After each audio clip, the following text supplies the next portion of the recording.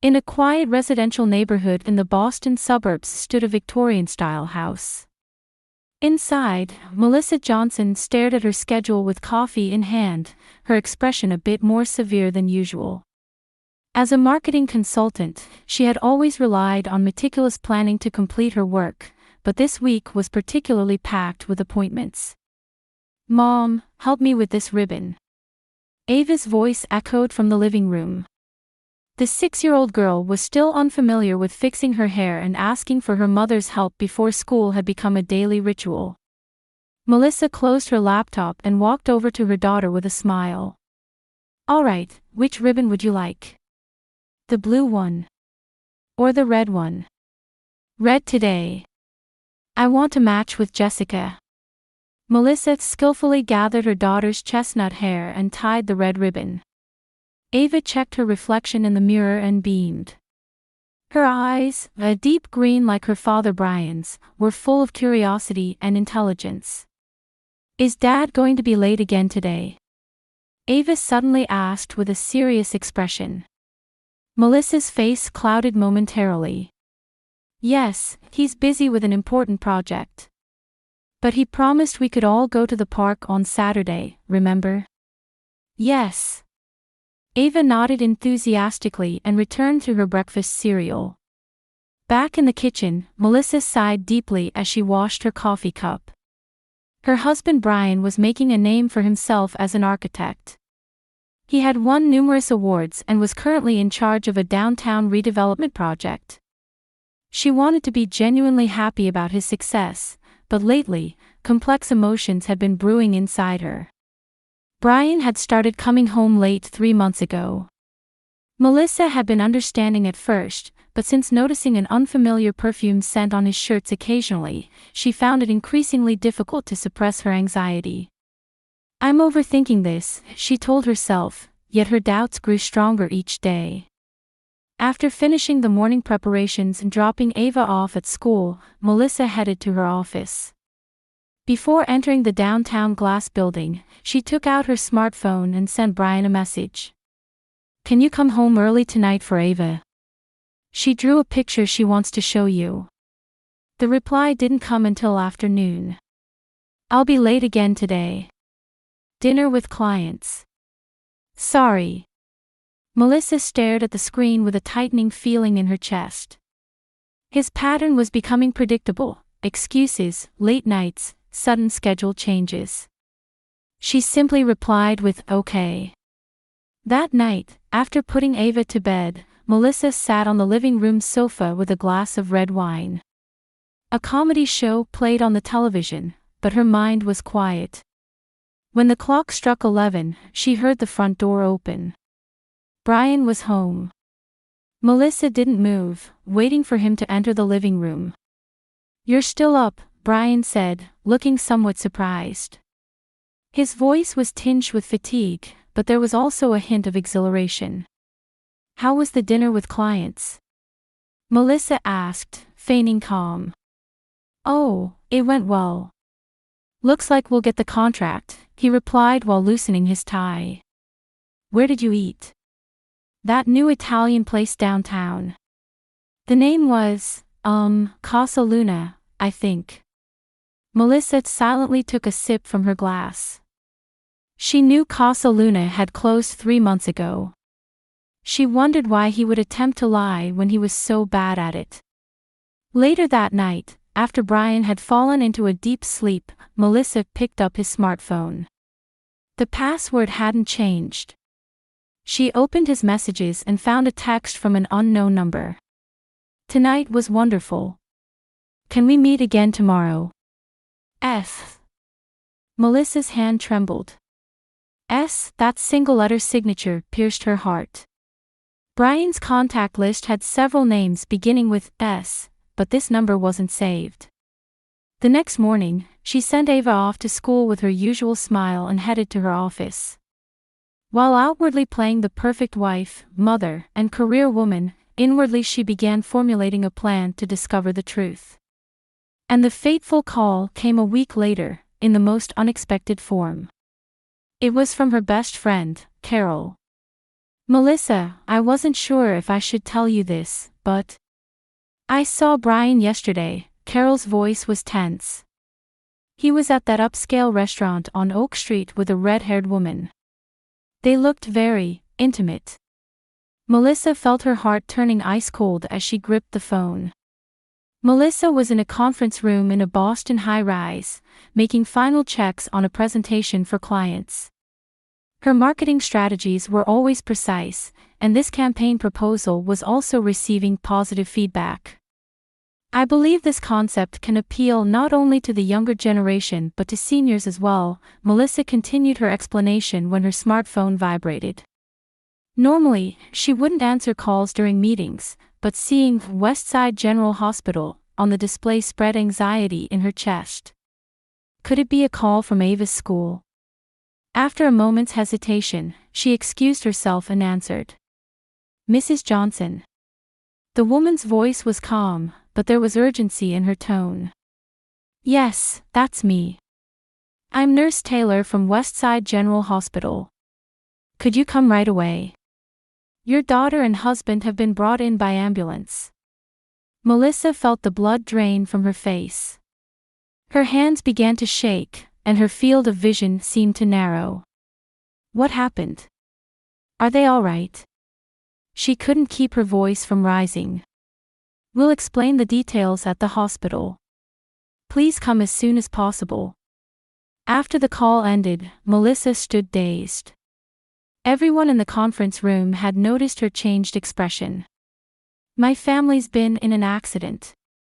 I need to go right away, she said with a trembling voice. Her boss Jeffrey responded immediately. Don't worry, we'll handle things here. Family comes first. Melissa gathered her materials, grabbed her bag, and rushed out of the conference room. The few seconds waiting for the elevator felt like an eternity. Her mind was in chaos, imagining the worst. Why wasn't Ava at school? Why had Brian taken their daughter out?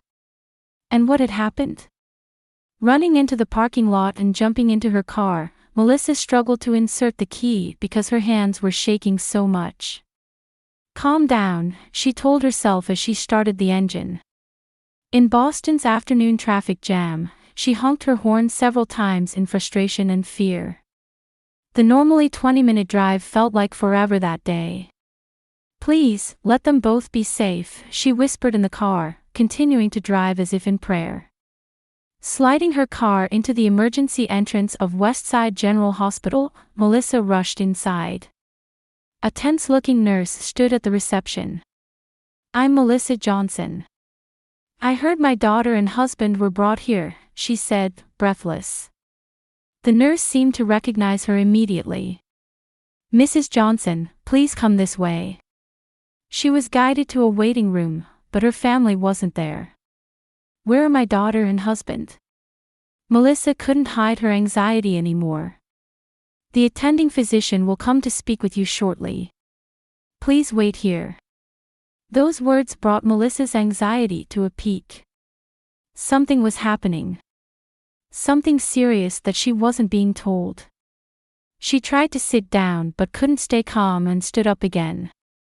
A few minutes later, a middle-aged doctor wearing a white coat with a name tag that read Dr. Reed entered.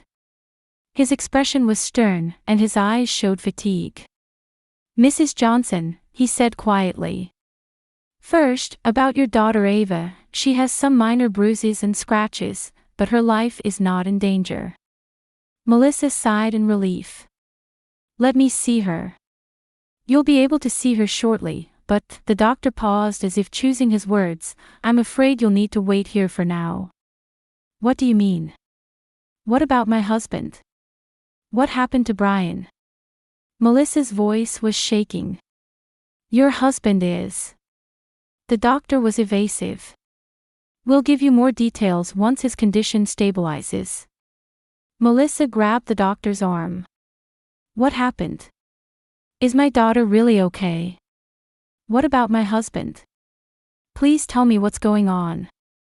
Dr. Reed looked at her with a serious expression. The police are on their way. Please wait until they arrive. Melissa froze at those words. Police. Why were the police involved? Various possibilities flashed through her mind. A traffic accident.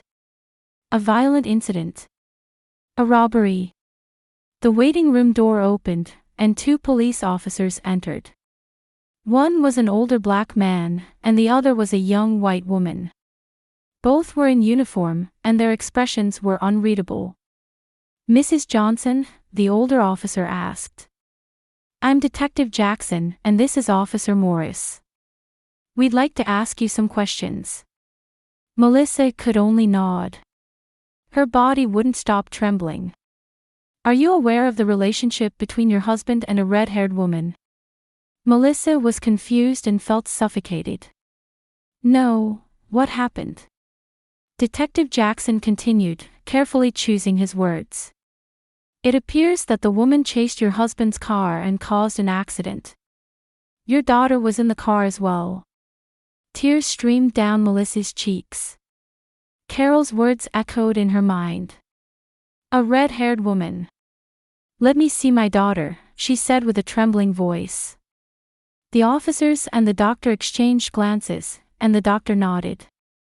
This way, please. Rising in confusion and fear, Melissa followed the doctor to see Ava. Her mind was filled with thoughts of the red-haired woman, her daughter's safety, and her husband who might be unconscious somewhere in the hospital. Led by the doctor, Melissa entered a quiet hospital room. In the center of the white-walled room was a small bed where Ava lay. Her forehead was bandaged, and an IV was in her arm. Her usually vibrant face looked pale and fragile. Ava! Melissa managed to call out as she rushed to the bed. Hearing her mother's voice, the girl slowly opened her eyes. Mom! Her voice was small and trembling. It's okay, Mom's here now. Melissa squeezed her daughter's small hand, fighting back tears. Does it hurt? Ava nodded slightly. My head hurts a little. But the nurse gave me medicine, so it's much better now. Stroking her daughter's hair gently, Melissa gathered her courage to ask, what happened? Were you with Dad? A look of fear crossed Ava's face. Dad came to pick me up from school. And then. She faltered, tears welling in her eyes. It's okay, take your time, Melissa tried to reassure her. I got in Dad's car, and he said we were going for ice cream, Ava continued. Then a lady with red hair came in her car from behind, and Dad was really surprised. She was so angry.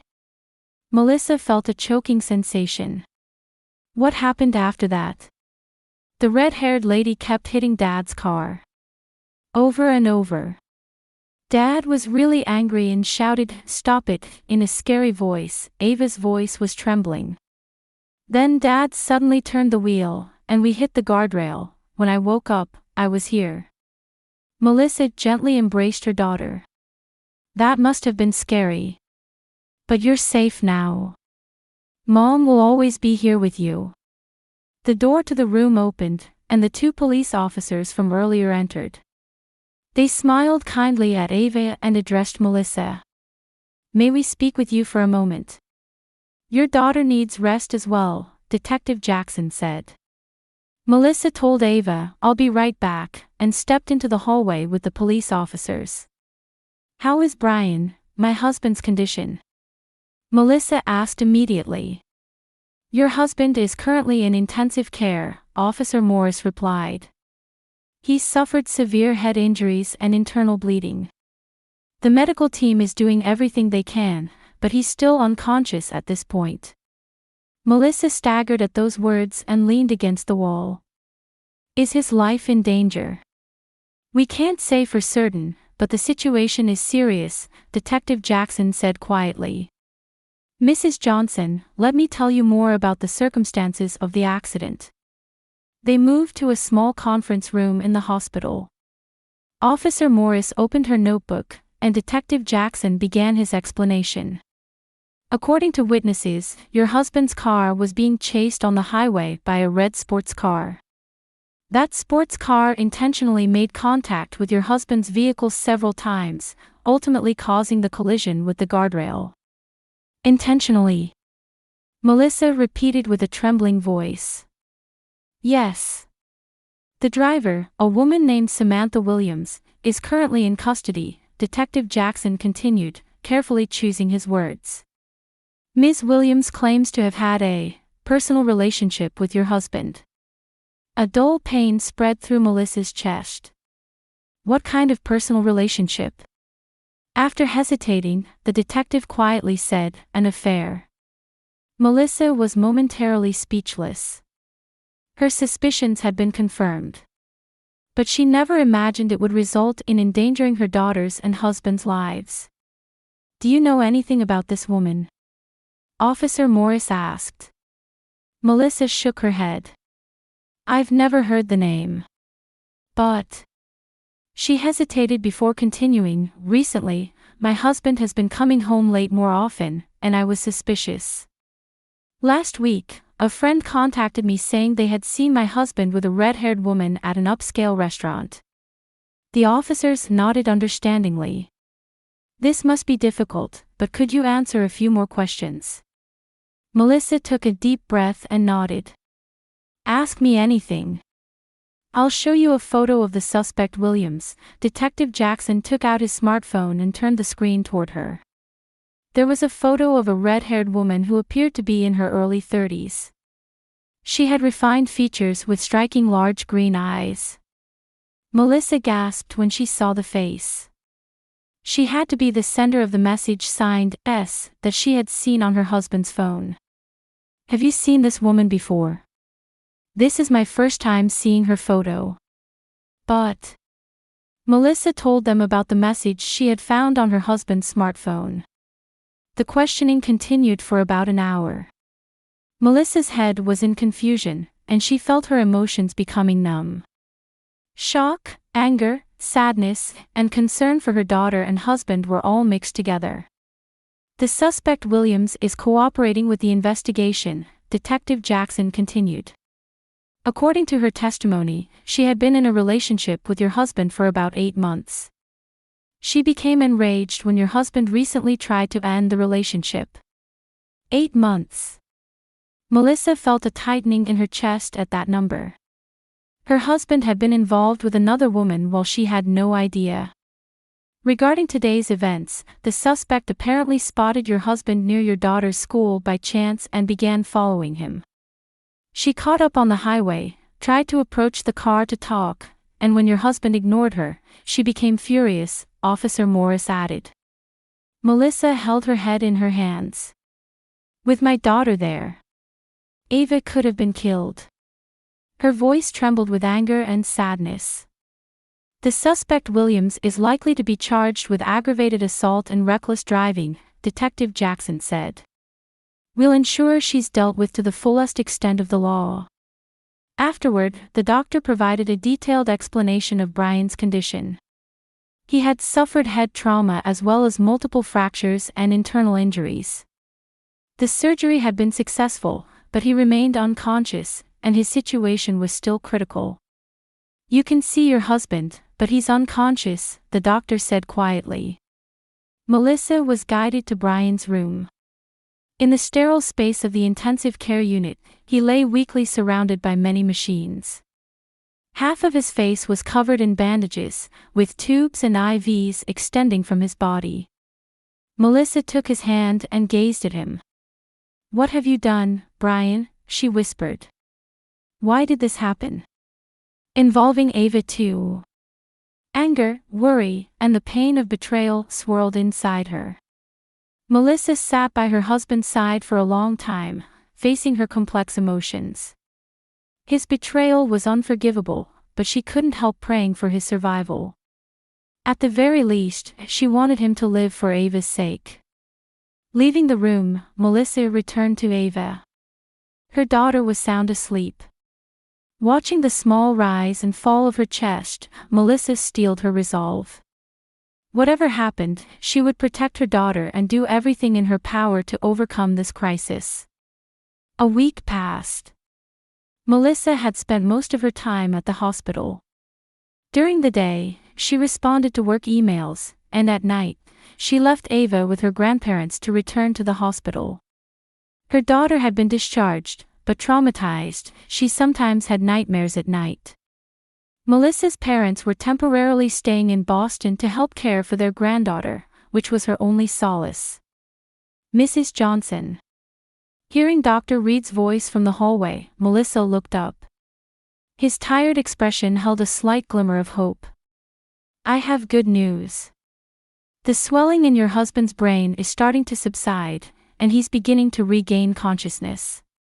Melissa felt her heart skip a beat. During this week, she had wrestled with complex emotions: anger, sadness, the pain of betrayal, and the desire for his recovery. All these mixed feelings had exhausted her. "Can I see him?" she asked quietly.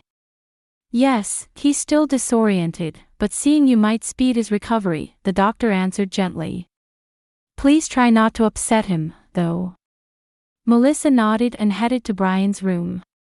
He had been moved from intensive care to a general ward and was lying in a bed by the window with his eyes half open. The swelling on his face was subsiding, but blue-purple bruises and sutured scars remained. She quietly entered the room and sat in the chair by the bedside. Brian opened his eyes, and recognizing her, tears welled up. "Mel." His voice was hoarse. Melissa touched his hand, controlling her emotions. "How do you feel? Does it hurt?" "My whole body hurts," he answered weakly. "Ava. Is she all right?" "Ava is fine. Just minor bruises and scratches. She's resting at home now." Tears of relief fell from Brian's eyes. "Thank goodness. I put her in danger." Melissa was silent. Outside the window, rain had begun to fall, with droplets sliding down the glass. "About Samantha. I heard from the police," she finally spoke. Brian's expression froze. He closed his eyes and sighed deeply. "Mel, Why?" Melissa's voice was quiet, but there was controlled anger in it. "Why did it come to this? What would you have done if Ava had died?" Brian couldn't answer and turned his face away. "It went on for 8 months. All those nights you came home late, the weekends you said you were on business trips, they were all lies. At first, it was a work relationship." Brian finally began to speak. "She was an interior designer involved in my project. We got along well, and before I knew it, our relationship had changed." Melissa looked at him with a cold gaze. "And? You put our family in danger for something that trivial?" "I was trying to end it," Brian said painfully. 2 weeks ago, I told her we couldn't see each other anymore. But she wouldn't accept it. She threatened to come to our house and started appearing at Ava's school. Why didn't you tell me? You could have gone to the police." "I was ashamed of ruining everything. I was afraid of losing you and Ava," he said, crying. Melissa stood up and walked to the window. Looking at the raindrops, she tried to sort out her feelings. "You lost me sooner than you thought," she finally said. "Our trust ended the moment you started lying."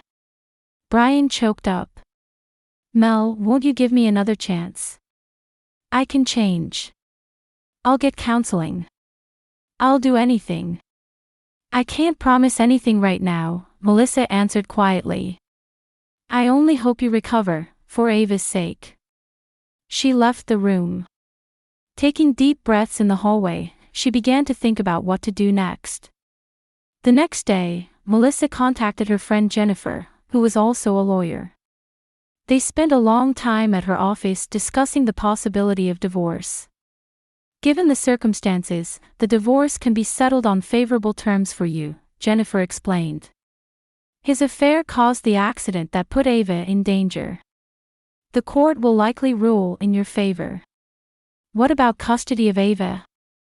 Melissa expressed her concern. You have a high chance of getting full custody. Brian will probably be granted visitation rights, but you should be the primary caregiver. Melissa pondered while drinking her coffee. He was a good father, until this accident. That hasn't changed. He's still her father, and Ava needs her father, Jennifer said gently. But your relationship with him is a separate issue. You should decide for yourself. That night, after Ava was asleep, Melissa contemplated in the living room with a glass of wine. She opened a photo album and looked at pictures of happier times, Brian on their wedding day, the three of them on the day Ava was born, last Christmas. It all felt like the distant past. 2 weeks later, Brian had recovered enough to begin rehabilitation.